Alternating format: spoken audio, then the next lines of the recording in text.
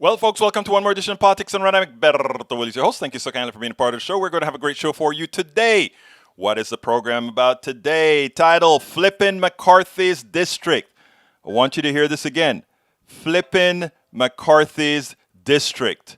Yeah, the minority leader. We need to start looking into that. I want folks to remember a long time ago, for those of you who are too young to understand or remember, or you maybe have not been there was once the Speaker of the House called Speaker Foley. He didn't know what hit him. Everybody thought this Democrat was invincible. He came from a progressive area. He was invincible. And, he took his people for granted, some would say. And they made him pay. And he lost. And it was one of the biggest upsets in congressional history. I want to talk about El Señor McCarthy because after looking at some numbers, I think we should do exactly that. Anyhow, Saki cleans Fox's clocks again. We're going to talk about that. We're going to talk about some systemic racism with the homeowner and also that very horrendous thing that occurred 2 years ago that I think is worse than what occurred to George Floyd. And then we're going to kind of give you that videos probably everybody's seen of when Ryan lost his cool. But we have a whole lot to talk about today. But let's go ahead and get started with our friends here. Welcome aboard, Nanette Bird Smith. Howdy. E2247 Fire Drill Fridays with Jane Fonda. Today was the most awesome visit yet. Got to check it out. Deborah John from LA. Boop, boop. Welcome aboard. Paul Fleming, ATL, checking in. You're on time, my brother. You're on time. Julie Van Astel. Hey, y'all. AVQ, also known as MR. Michael Rodnin. That's his customary thing here. January 6th was a warning. Prosecute insurrectionists and those who incited them or watch it repeat. Democracy, in my view, is an agreement that we will not kill each other over our differences, but instead we'll talk through those differences. And part of what's troubling is that I am beginning to see signs of the justification for violence, says James Davison Hunter, author, sociologist at the University of Virginia, noting the insurrection on January 6th when a mob of extremist supporters of Donald Trump stormed the U.S. Capitol in an attempt to overthrow the results of the 2020 election. Culture wars always precede shooting wars. They don't necessarily lead to a shooting war, but you never have a shooting war without a culture war prior to it, because culture provides the justification for violence. That is not the best statement that I would have liked to hear today, but I'm pretty sure the learned professor, probably our author, knows exactly what he's talking about. But you know what? That's why we're here. We want to mitigate that occurrence or those occurrences. All right, second item from Michael Rudden. What would happen if you give homeless people $700 to $500? Let me just tell you, basic income, I did some interviews with some basic income experimenters, folks that are experimenting with basic income. And things work out a lot better than people think. People think that only freeloaders are going to want to take advantage of those things. That is not generally the case at all. Let's go ahead and let me check a few things here real quick. Wait a minute. Did we not get MailChimp didn't go out? What's going on here? I don't think we got our, let's try this again. Let's see what goes here. Bear with me, guys. Looked like something in our Zap didn't run right, so people didn't get their mailers that said the show was on. That's not good. But anyhow, let's continue anyhow. All right, continuing. What would happen if you give homeless people $7,500? Most got out of homelessness while saving society money in the process. The people who received cash transfer moved into stable housing faster and saved enough money to maintain financial security over the year of follow-up. They decreased spending on drugs, tobacco, and alcohol by 39% on average and increased spending on food, clothes, and rent. The evidence so far that getting a basic income trends to boost happiness, health, school attendance, and trust in social institutions while reducing crime. Recipients generally spend the money on necessities like food, clothes, and utility bills. What's more, according to Foundations for Social Change, you give out the cash transfers in the Vancouver area actually save the broader society money, enabling 50 people to move into housing faster, save shelter system $8,100 per person over the year for a total savings of $405,000. That's more than the value of the cash transfers, which means the transfers paid for themselves. You know, it's interesting that they always add that corollary when they do something good, right? Hey, it actually costs less. I wish we didn't feel the necessity to do that, as opposed to just saying it is the right thing to do, even if it costs more. It's the right thing to do. I wish more often than not we would start saying things like that. It cost more, but it was the right thing to do. It was the right thing to do. Anyhow, let's see. I want to make sure that those things didn't go out because I am sort of upset that we didn't get our people told. Actually, it looks like it went out. It did go out. I don't know why it didn't post. It did go out. All right. Let's continue here. Let's see what else we got here. Yvette Avery Howard, welcome aboard, my dear friend. Afternoon, PDR Posse, Michael Rodnin. Egberto, when I talk about homelessness, I always lead with it's the moral thing to do and follow up saying it's cheaper to help the poor than leave them homeless. Exactly. Thank you very much for making that addition there, Michael Rodnin, because we have to stop thinking about, let me give another example here. And this one always pisses me off. And I understand why Biden does it because we are pre-programmed by the plutocracy into believing that everything is about jobs, everything is about the economy, etc., etc. Chris Swidwells, welcome aboard. Hi there. And we have to learn better than that. We have to learn morality. Here's the deal. Biden said, every time I think about climate change, I think jobs, jobs, jobs. Every time you think about climate change, you should think about the right thing to do, human survival, the right thing to do, ecological survival, the right thing to do. Jobs is, I always make the comment that says we need to stop thinking business first and fitting humanity around business. Right now, the center of our being in America and the Westernville is business. And then we fit people's well-being. We fit people's personal economy. We fit everything else around business. It's the other way around.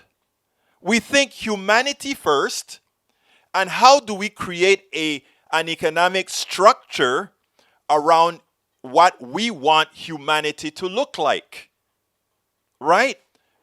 But you have to remember this.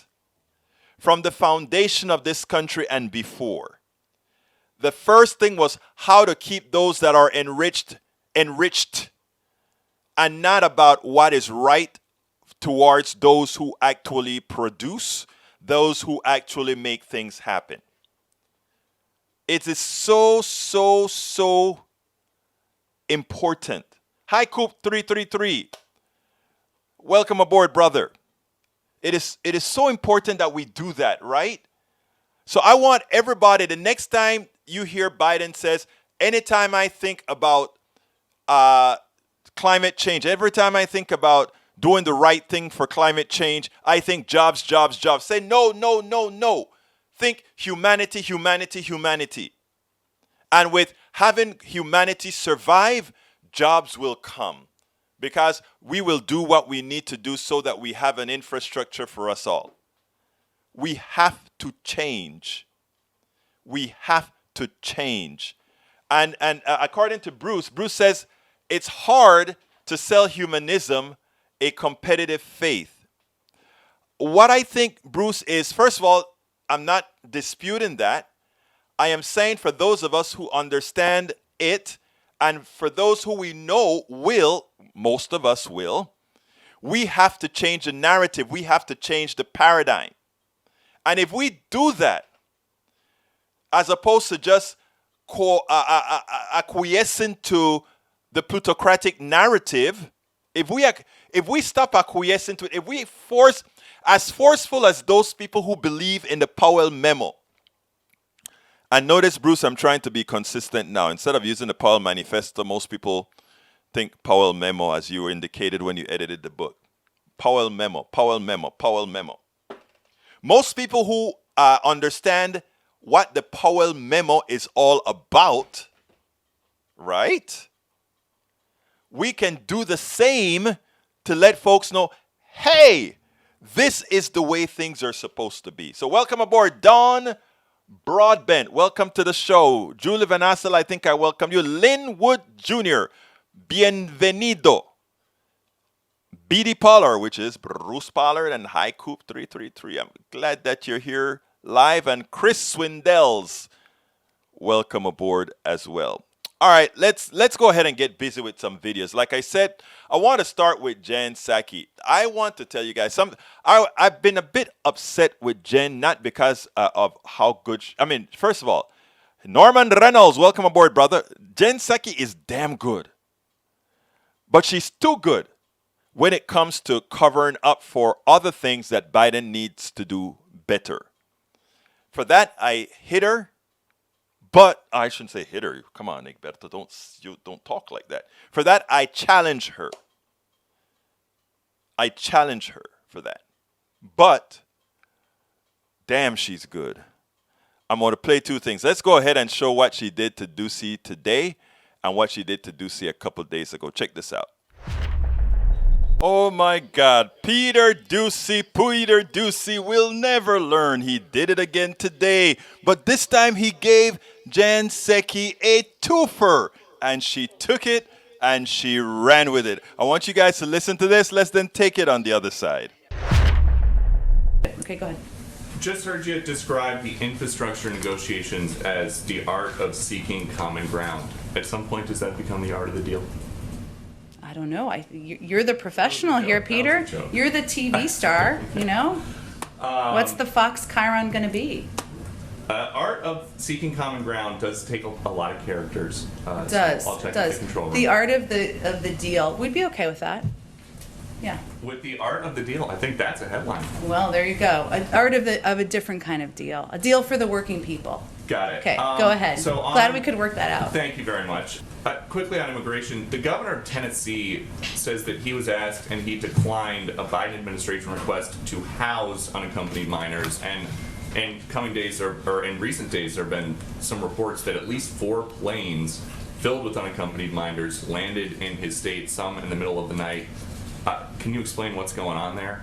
Well, as we have been very clear about, children, our objective is to unite these unaccompanied children under the age of 18, with families, with sponsor families. So children have been traveling through Tennessee. They are simply on their way to unite with relatives and sponsors, to meet sponsors in the state, or just traveling through Tennessee until they reach another destination to unite with family members or legal sponsors. As you know, geographically, it's right in a place where there's a lot of states around it, so it's a place where some flights have gone through as children are moving to other destinations. And since this was something that the governor of the state said he didn't want, this is not a case of federal officials trying to sneak something past the state level officials. I think I'm confirming here that Tennessee is a state that is right near in the middle of the country, and some kids have to travel through there to get through their destination, and we've been very clear that our objective is to treat these kids humanely, get them to safe homes, especially homes of loved ones and sponsored families. Was that cool or what?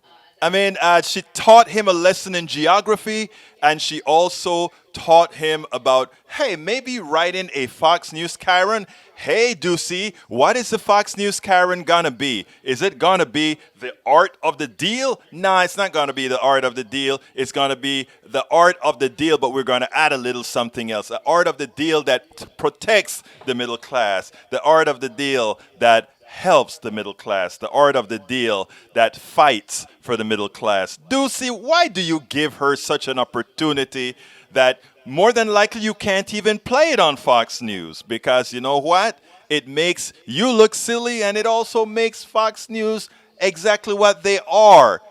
Fake news, maybe? Yeah, I think it's fake news. Hey, going back to the subject about not using jobs, going straight to what is humanity. According to Bruce, changes at that level takes generations. Six, we don't have the RE. I don't know what RE means, but here's the deal. You're right that it takes generations to change for exactly all changes to metastasize. But let me tell you what it takes, and this is from Making Change 101 or Starting a Revolt 101. 3%, if 3% of the population, if 3% of the population engages modus operandi, take a look at how revolutions start. And we're not talking about necessarily shooting revolution. We're talking about big changes. If you can get 3% of your people to be on a particular wavelength, that 3% is going to be enough to get over to the next wave, the next form of thinking. And that is what progressives need to think about. You know, that's one thing the right has always known. The policies of the right are no good. They know it.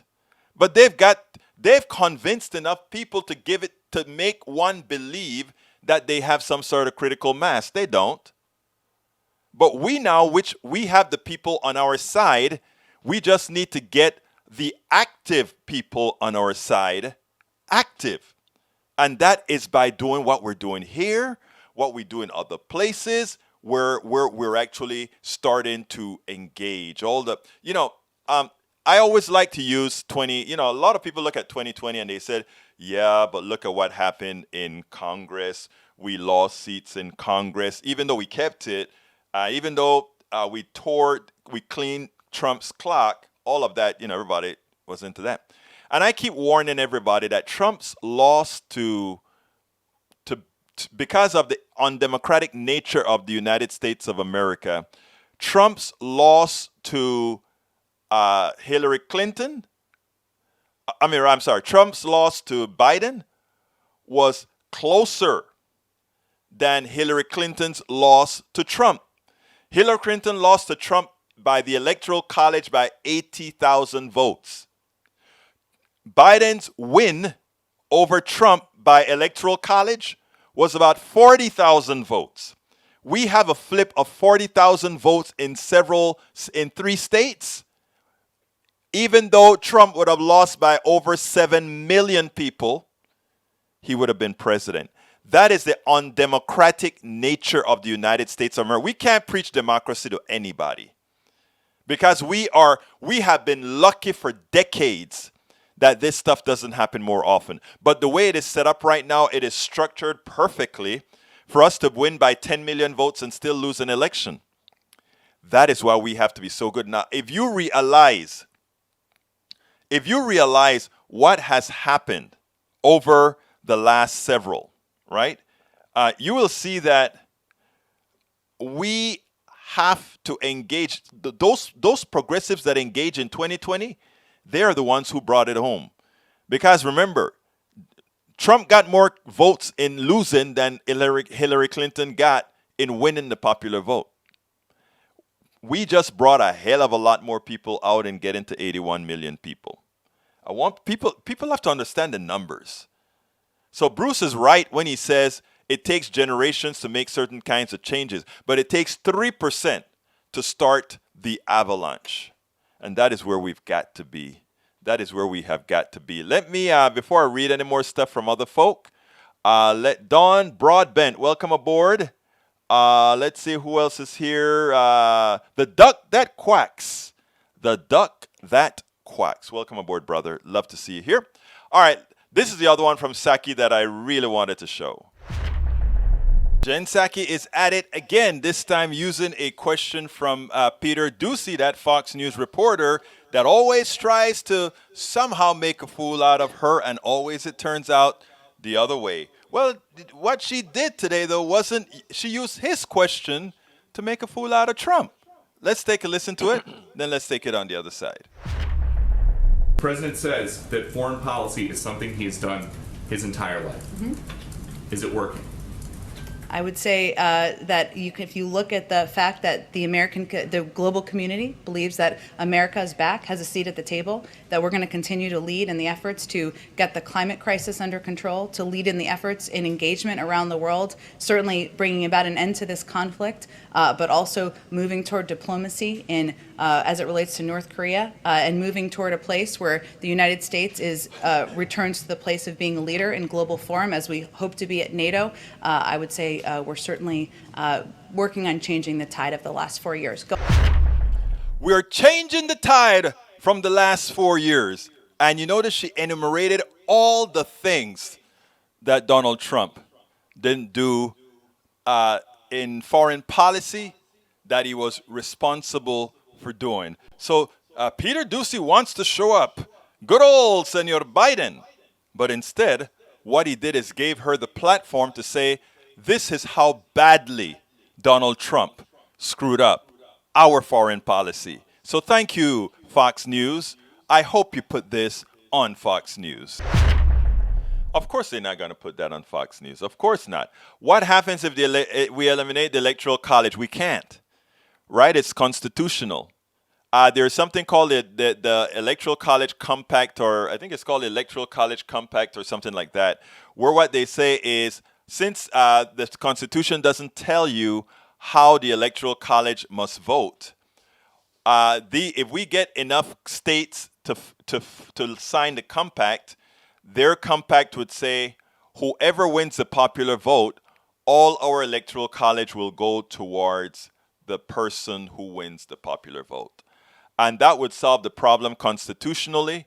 That would solve the problem in a manner that doesn't require a constitutional amendment, which in these days is almost impossible to get, since you need 2/3 or 3/5. I don't remember. I think it's 2/3, 2/3 of the people to do anything.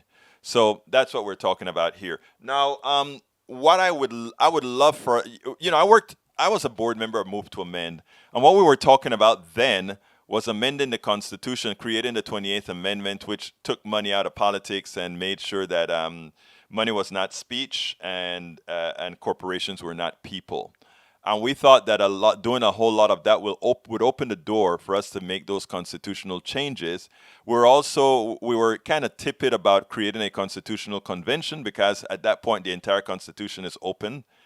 I'm at the point right now where I'm saying open the whole damn Constitution. The document itself is a property document. We could change it into a humane document if we opened it up. So, people have different thought processes there. All right, before I move on, since we are at 27, let me go ahead and do my ask earlier than normal, since I've been doing it later than normal, and actually most of the times forgetting. I've sent Bridge MCP telling me, and we haven't seen Bridge MCP here today. Welcome aboard, Roberto Luis, mi hermano de Panama. Welcome aboard. Let's see now. Okay, here we go. Please, if you are listening to us on YouTube, please go ahead and click that join button. Become a member. If you become a member right now, I'll get a little green square. I'll throw that green square up on the screen so people can say, yes, look who just became a new member. If you don't see a join member, or if you are calling from a platform like Facebook Live or Twitch or any other platform, please go to politicsandright.com/YouTube, politicsandright.com/YouTube alternatively. And by the way, we also have a mug created by one of our PDR Posse leaders, Bridge MCP. Bridge MCP designed our mug, and let me find the mug here. Here are some pictures of those wonderful people who purchased our mug. Where can you get our mugs? You can get our mugs right at the store. Here is the direct link to that particular PDR Posse mug. Folks, you can also support us via Patreon, politicsandright.com/Patreon, politicsandright.com/Patreon. Patreon is spelled Patreon, Patreon. Of course, you can support us as well via PayPal. PayPal is, well, everybody knows how to spell PayPal, PayPal, politicsandright.com/PayPal. And if you want to buy our books, we've aggregated all our books, and I'm going to put that on the screen right now. All our books at politicsandright.com/books, politicsandright.com/books. You can get all our books if you click on that link, you'll go directly to Amazon where we have all our books listed, both the books, the audiobooks, all that good stuff. There in the house right now with us is Norman Reynolds. Norman Reynolds is the voice on It's Worth It, how to talk to your right-wing relatives, friends, and neighbors. And we have for the other book, how to Create Utopia, edited by another person in the room, Bruce Pollard. So we are a team in here, and I thank all of those who volunteer to really help us get the message out and help us in doing all the things needed to get done. So that is politicsandright.com/books. You can also visit our store to get t-shirts and all the other things that you may want to help support the mission, politicsandright.com/store. Again, that is politicsandright.com/store. All right, let's get busy. The next subject is, this one hurt to the core. And I want to, after I play the video, I'm going to read the blog that I wrote for the video. Well, the parts of the blog that's not written already for the video. But here is the story about this woman. This story should make everyone's blood boil. You know, we talk about systemic racism, and a lot of people like to say, oh, that's not true. That's in your mind. Oh, it's not true. That there are reasons why. Please tell me, watch this. What could possibly be the reason that we get this type of discrepancy in the home ownership market? Check this out. After her grandmother's death, Carlette Duffy set out to buy the family home by refinancing her own house. But after receiving 2 appraisals well below what she thought her home was worth, Duffy worried something might be amiss, especially after the second appraisal. It's $110,000, $15,000 less than the first one, which is less than 3 months earlier. So Duffy tried again. This time, she didn't disclose her race or gender, only spoke with the appraiser via email, and I took all of these down so that they wouldn't be seen. And on the day of the appraisal, she found a stand-in. I met with 2 of my girlfriends. Both are married to white men, and I was like, okay, I need to borrow one of y'all husbands. A bit skeptical at first until we saw the results. Duffy's home was valued at $259,000, more than double that of her previous 2 appraisals. I screamed with joy. I was so elated. And then it quickly dissipated. And then I just cried. Duffy's experience isn't isolated. Homes in black neighborhoods, equivalent to their white counterparts in similar social circumstances now, are underpriced by 23%, about $48,000 per home, and that adds up to $156 billion in lost equity. This month, Duffy filed a complaint with the U.S. Department of Housing and Urban Development, alleging discrimination in both her appraisal and lending process. You are taking away my family's ability to create generational wealth. In statements to NBC News, Citywide Home Loans denied any discrimination and said they are actively participating in the HUD investigation.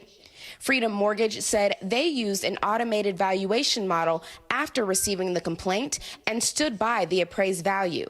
None of the appraisers named in the complaint responded to NBC's request for comment. As for Duffy, she used the money from the final appraisal to fulfill that dream.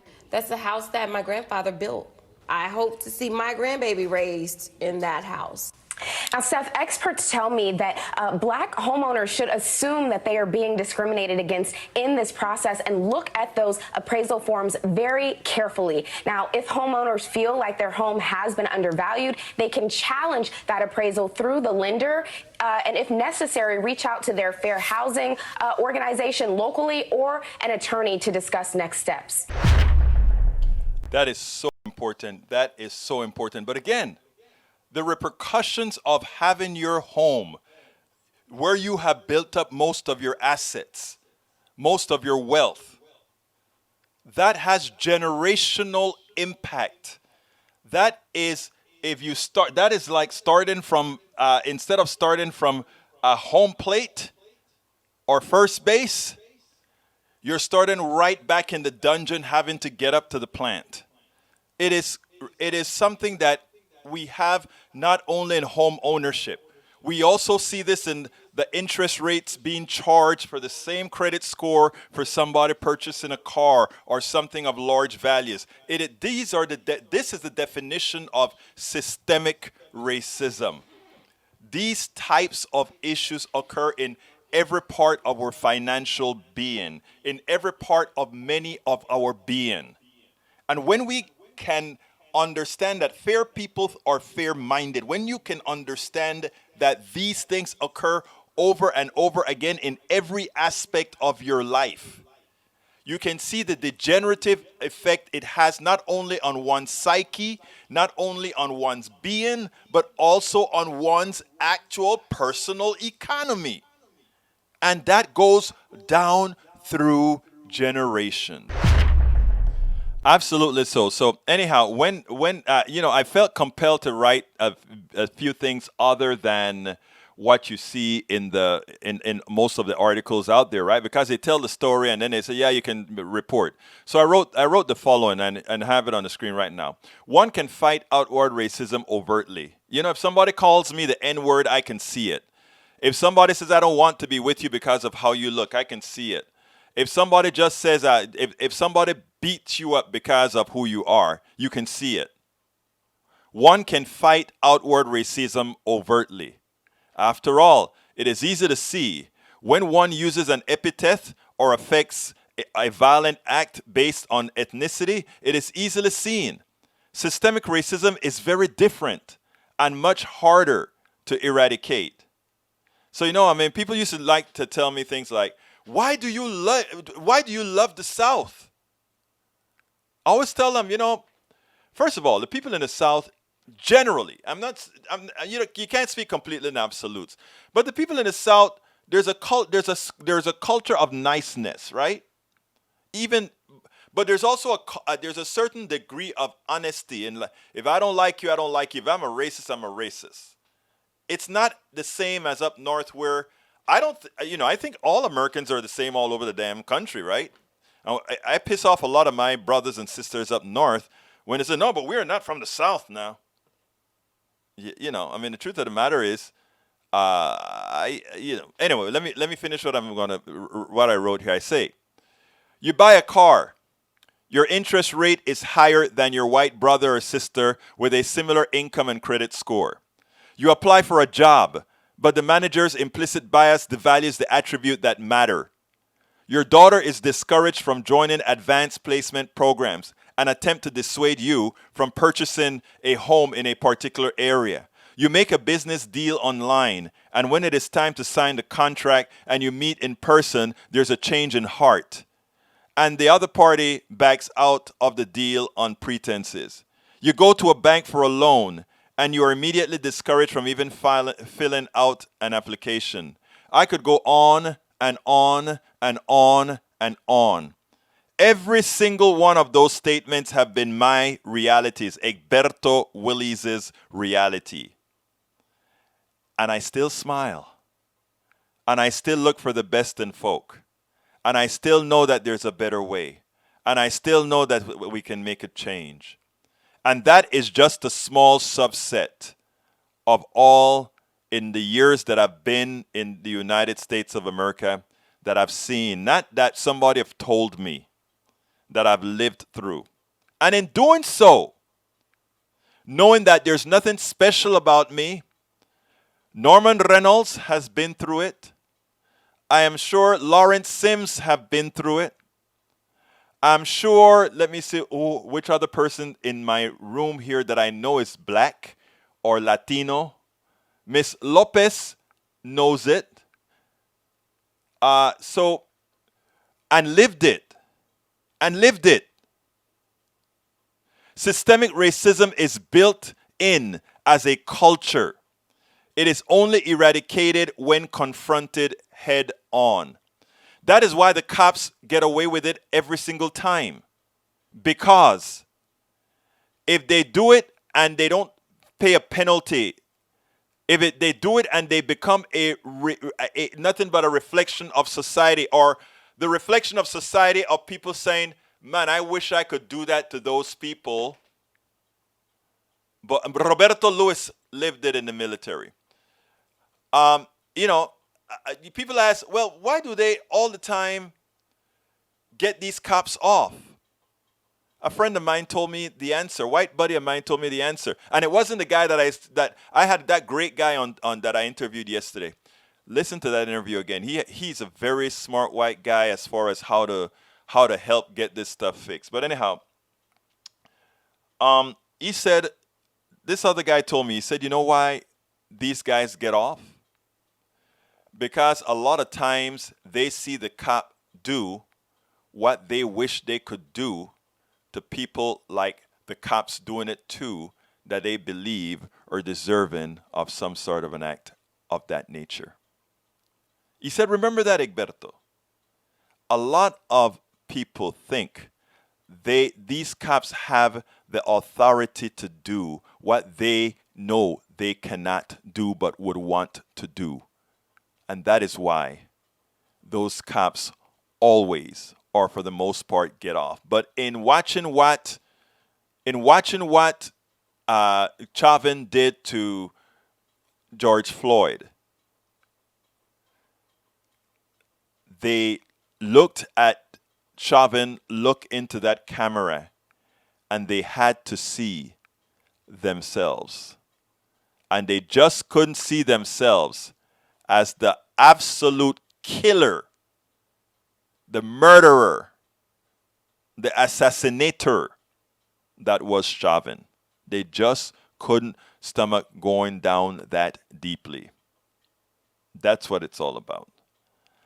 And I'm not saying, we have sometime look up my 33 rule. It's an important rule that I've talked about in the country. All right, let's go ahead when we talk about the cops, right? If you take a look at how can another human being treat another human being this way? Too many people continue to make excuses for police as if the police is mostly benevolent. I have come to the conclusion that there is nothing benevolent about the police system in the aggregate. Yes, there are good police officers, but what we like to say is there are mostly good police officers and a few bad apples. A few bad apples cannot exist in a system that does not tolerate them. This is more common than you think. What we have here with Ronald Green, it's to some extent, it's even worse than the 9 minutes that we saw with George Floyd.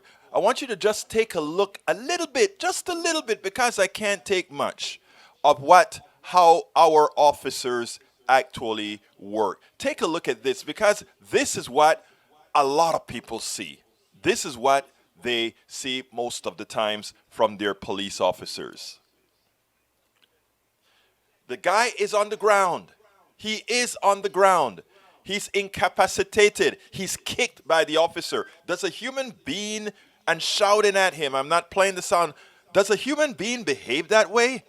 Then he picks him up and drags him like an animal with his face down and his hands behind his back. Look, folks, this is very common. More common than most people are willing to accept. We have a cancer. When people talk about defund the police, they're talking about defunding these acts and putting sensible cops out. We need to purge our entire police system at this point. Because when I see a cop, and I'm a professional person, educated person, somebody who doesn't break the laws, but is always fearful if I see someone in blue next to me. That shouldn't be the case. That should not be the case. This is more status quo. This is more prevalent than folks are willing to admit. The fact of the matter is only the ones that make the news people know about, but the one that people see every day, day after day, day after day, that's never reported. You feel the indignity and you just go ahead, and it's easier to just move on. You feel the indignity today. You say, well, you know what? It's 10 minutes of indignity. Let me go off and just take it and move on.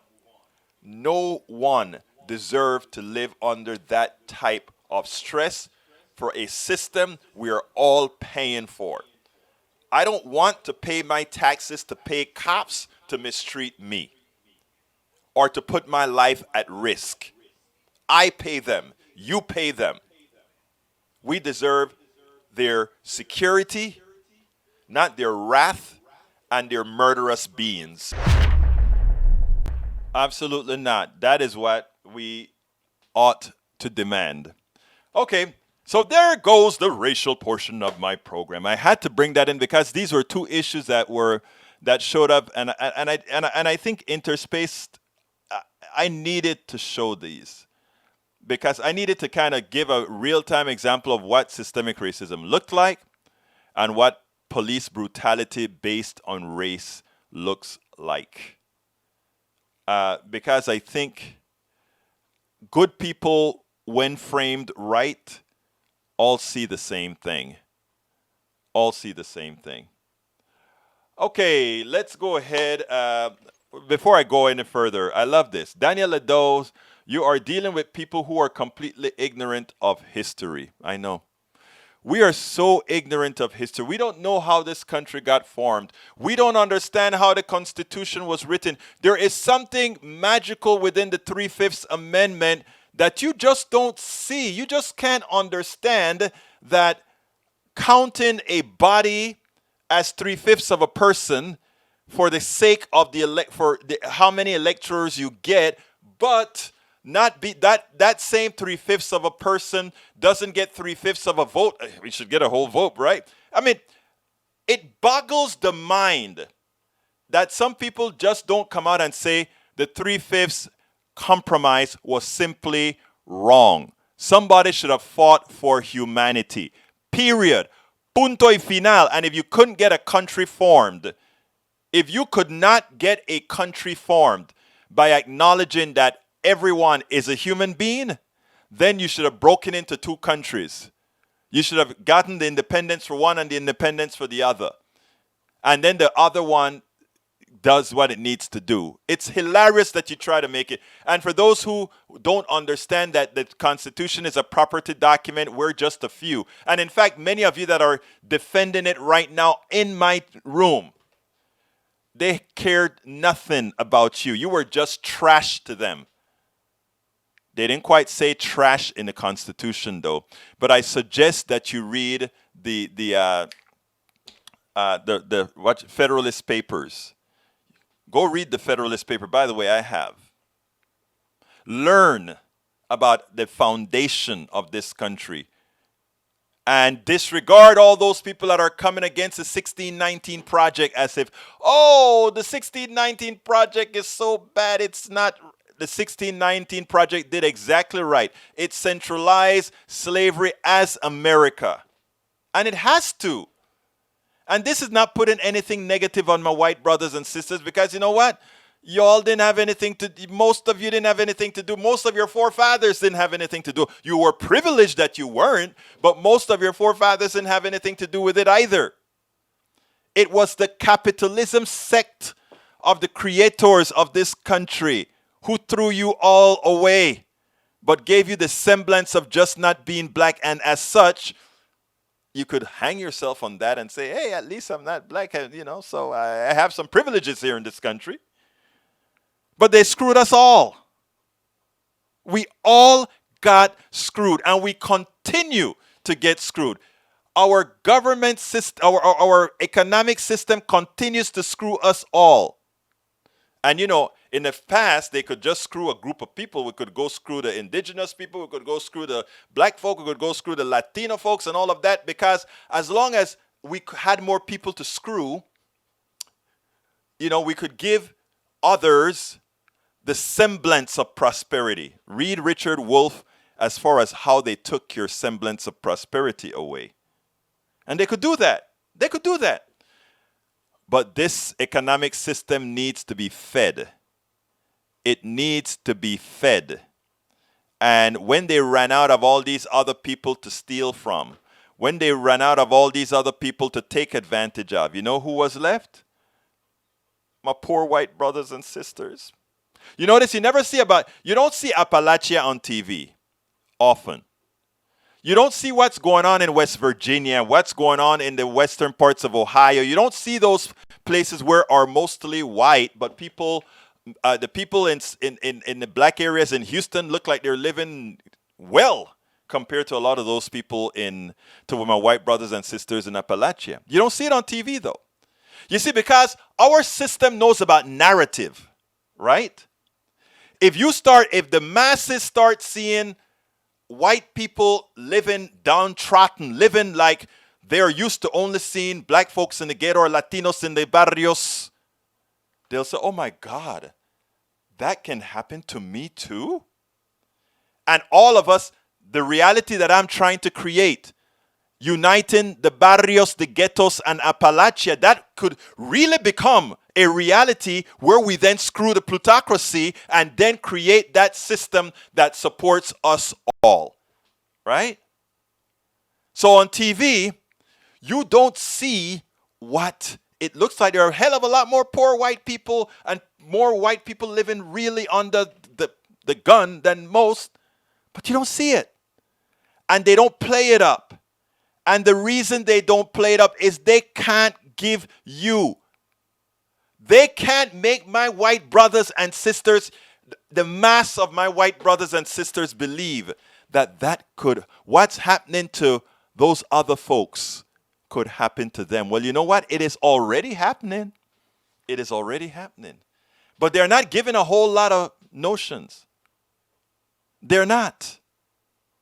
So all I tell you folks is share my stuff. Please share the video, share all those things, because that is how we're going to make change. I have 2 more videos, but what I'm going to do is do the Leader McConnell, because let's do the McConnell video and then we'll move on from there. You know what? A report proves that we need to get our act together. You know, Kevin McCarthy is thinks he's going to win the House. He doesn't want to pass any of the bills that the Democrats want out there, bills that help people, bills that a supermajority of people say that they want, you know, both socially and for the infrastructure and many other issues, right? And if you look into his district, as this study shows, the people in his districts will want this as well. Listen to this and then we'll take it on the other side. Got to share the details of a new report that reveals one of the biggest benefactors of the American Rescue Plan happens to be one of the most vocal critics of Biden's infrastructure plan, House Minority Leader Kevin McCarthy. Erica, this piece was amazing. Kevin McCarthy vehemently opposes Biden's proposal. Tell us more about his district and what do they need? What do they use? Well, his district, which is at the bottom tip of California's Central Valley, very agriculture heavy, has a lot of poverty, large family sizes relatively, younger families, and they really need that child tax credit. We found that they are among the highest need districts in the state and in the country for that particular benefit. Some 93% of children would qualify for it, compared to around 86% nationwide. Lots of folks getting stimulus checks, unemployment still in double digits in that district, even as it's fallen to single digits in the rest of California and the nation. So a lot of need for those enhanced unemployment benefits, and just lots of needs that federal legislation has addressed, but that Mr. McCarthy opposed in the most recent round of legislation. Then what is he doing in office? He has been reelected since 2007. That's right. And I think your previous segment went to that a bit, which is that although McCarthy is someone who in the California state legislature had a record of pragmatism and some would say moderation, he's now, towing the party line and sticking with President Trump, and that is where he has to be as a national leader. His district remains strongly Republican. There's a lot of voter disengagement among those poorer folks. There's a large number of undocumented who are not able to vote, and the congressman continues to have a base of support. In some cases, folks that are benefiting from the programs that he opposes, but nonetheless maybe don't connect the dots or continue to support him nonetheless. And Democrats have some work to do in that district. Do you think he'll be safe in the next cycle? You can only be a leader on the national stage if you get elected in your home district. Yeah, I don't think he's at risk, and clearly he's trying to make sure that he's not, and that's in part by supporting President Trump, which is where Republicans have to be for the most part for electoral viability. You heard what she said. A lot of disengaged, and she still believes it's a Republican district that is going to be taken because it's a Republican district. True. Remember somebody named Mr. Foley, who led the House, Democrat, and he thought he had that district all sewn up? I fundamentally believe that if we put the effort in, and this doesn't have to distract us from winning our shore district and put it in involving ourselves in there. But if we go into these areas and instruct and bring those new people into the fold, those people that are disengaged, invest in them. Invest in people. That's who we are as progressives. We could probably create the biggest upset of 2022. I think Kevin McCarthy, given this report, I think his district must be placed in play. Whether it seems that way or not, the fact that these people do require government and that he is materially opposed to it, there is a narrative that can be created. That these people finally look at their self-interest and say, if Kevin McCarthy gets his way, we don't. Democrats need to engage on this one. And that is what I already, after I saw that report, I went to one of my Democratic leaders in the state, and I'm like, what the hell's going on? I don't see why this district isn't in play. It's a R+12. It's a R+12 district. What that means, it's a 12-point skew between, it's 44 Democrats, 52 Republicans, something like that, right? Or 56 Republican, 42, 56, whatever it turns out to be. Here's the deal. We need to make sure that the grassroots go to 23. That's his district in California. And we need to get rid of him. Because we need to, and that is one thing that pains me with the Democratic Party too often, right? We just assume, those people don't vote. You know what we did in 2020? We brought out those people that didn't vote. And you know how we did it? Because I'm telling you how we did it in Harris County. Harris County, Texas, which is a bellwether county. We reached a whole lot of people that said, we don't vote. I don't vote. It doesn't make a difference. And we said, please vote this time. This time it's going to be a difference. Please, we implore you, please vote this time. We need your vote, and I promise we won't leave you. We were all over the county doing that, and we brought out more people than we thought existed. We just kept bringing people out. The same happened throughout the country. That is why we went from 66 million people to 81 million people. And there are more millions for us to get. And there are also more millions for us to take away from the right.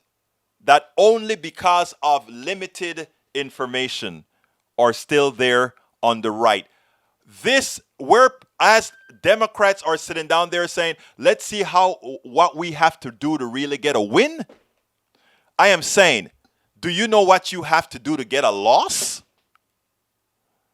Get your butts out there in every county, every district, whether Democrat or Republican, and sell what we are selling, because what we are selling is what the people want.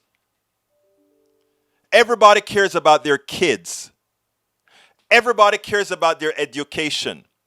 Everybody cares about their jobs. But you know who don't? The right. The right only care about what they're paid to care for. Remember that. We have it on video. We have that on video where we have the representative from the Koch brothers come out and say, we go ahead and we give the semblance of a grassroots movement. A semblance of the grassroots movement. We make it look like it's the grassroots who wants it, but it's we, the elite, who want it. And Mike Cisak, if you believe the Arizona review of the 2020 election is finding mass voter fraud, you are more delusional than I could have possibly thought you were, my brother. It is just so amazing that you would even believe that. All right, let's see what Michael Rudnin won on the screen before we leave. I always like to put his stuff because he finds very good stuff. Here it is. It is difficult to get a man to understand something when his salary depends upon his not understanding it. It's amazing, right? And that's what we have to change, Michael Rudnin. That is what we must change. That is what we can change. Look, we're getting close to the end of the time today. I love all your comments. I can't read all of your comments today. Just suffice it to say that I have the smartest bunch watching me. And I hope for those in the bunch that are still yet under the spell of misinformation, that you would listen to the good people in the room. All of us are good people in the room, and try to get some info, some real information from us all. Look, folks, my name is Egberto. Oh, let me do one last pass. Please, folks, if you are on YouTube, please click the join button, become a part of the PDR posse. If you're on YouTube, Facebook or any other platform that doesn't have that join button to get to our YouTube posse, please go to politicsdoneright.com/YouTube, politicsdoneright.com/YouTube. Otherwise, please support us via Patreon, politicsdoneright.com/Patreon. Patreon is spelled Patreon, Patreon. Alternatively, you can support us by going to our on where is it again? On Amazon, politicsdoneright.com/books, politicsdoneright.com/books. Is now the time to go all in to get mislabeled politicos like Lieutenant Governor elected? Yes, it is. It is. And I have somebody I'm already supporting for Lieutenant Governor here in Texas. We can talk about that offline, Brother Pollard. And, I want us all to go in 100% for this new Lieutenant Governor candidate. Let's see. You can also visit our store, politicsdoneright.com/store. politicsdoneright.com/store. Folks, we need your support. Please support us however you can. My name is Egberto Willies. This is Politics Done Right. And you know how I end this, baby. I am what? Out! We spend a lot of time deconstructing the news, trying to parse it into a form that everybody can understand. We try to find those little nitpicks where it flies above the fray, etc. If you really like these videos that we do, I want to ask a big favor. Please go ahead, number 1, subscribe to our channel, and number 2, please join if you can. Thank you so kindly for watching. Keep watching. Please remember to share. We must populate the entire internet with our progressive message, a message that we know is what most Americans say that they want. So help us, please join.